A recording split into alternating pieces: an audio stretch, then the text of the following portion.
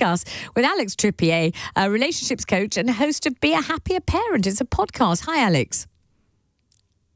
Hi, Vanessa. How's it going? It's going okay. Tell me about Father's Day. You know, we used to talk about the British father as a fairly distant, shadowy figure, not big on emotions. As Elliot's saying, you know, shocked to the very core if you thought of giving him a bunch of flowers. And you know, lots of people will say when their fathers die, God, I wish I'd known my dad better. I never really knew what motivated him. He never really said, you know, he was just a dad getting, spending, you know, disciplining. He was fine and seemed perfectly okay, but I didn't really know him very well.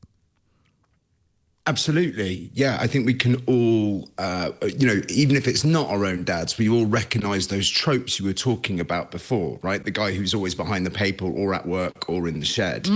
And there's just fantastic changes happening for dads. This is just an amazing time to be a dad. It's also quite a confusing time. We all still carry a deeply held belief that really the care and nurture of children is women's business.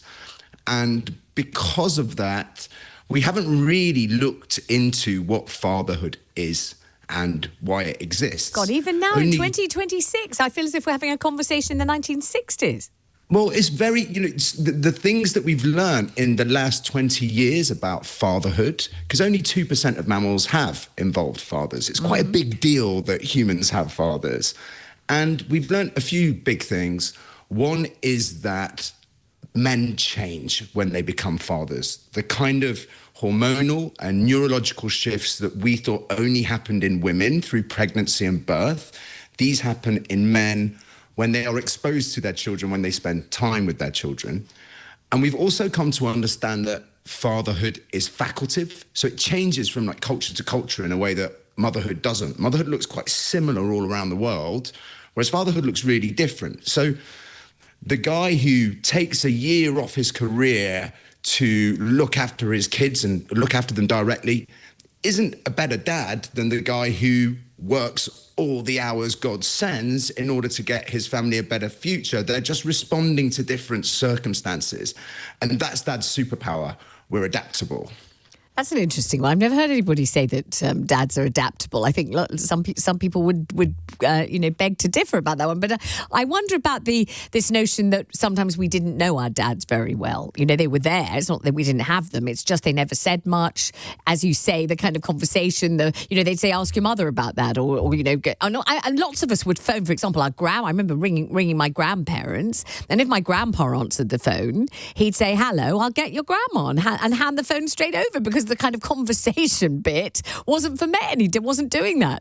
I really loved him. He was really, really nice, but he certainly didn't say very much and wouldn't have wanted to know my feelings, my thoughts, my fears, my hopes. God, no, he would have absolutely hated it. And also he was very keen on putting a baby in a pram outside in the fresh air for a good cry. You know, he thought their lungs were really developing the longer they cried. We're obviously not really kind of nurturing fathers like that anymore, are we? No, but I think it's really interesting, that example of the getting the phone passed over, right? Because that still happens to me. I love my dad. Yeah. Hi, Dad. Happy Father's Day. But we do that. I'll call my dad to try and have a chat, and he'll be like, sorry, what can I help you with? Just talk to your mum. Yeah, that's what I mean, thing, yeah. And I think as a generation of fathers, we don't want that relationship with our kids. So we have to bring something different. And it's making us tackle the fact that often we're not as in touch with our emotions, that we can find things that Elliot just described really quite tricky. So it's making men grow in this amazing new way. And do you have faith that this is really going to happen, or do you think that we have had such a kind of precedent for men doing the kind of, you know, the so-called manly things, and women dealing with the emotions and the loving and the nurturing, that it's going to be very hard to break this pattern? I get the frustration of mums that things aren't changing quicker, but actually if you just zoom out a little bit, you look at the differences to when I became a dad 17 years ago and the behaviours that have just been totally normalised. The evolution of fatherhood is happening very quickly, and it's very hard to look at what's happening, not be optimistic. Okay, well, that's a great answer. And what's going to happen to you on Father's Day, do you know? Are you getting flowers? So my kids are 17, 15 and 13. So we're past that bit where they bring you something completely inedible in bed and sit there and watch you eat it. We go, they bought me eggs and orange segments one year. Lovely. So we're just going to hang. My kids are like the most fun people to be with in the world. So we're just going to find time to hang together. All right. Sounds like good fun to me. Thanks, Alex, very much indeed. All right. We're talking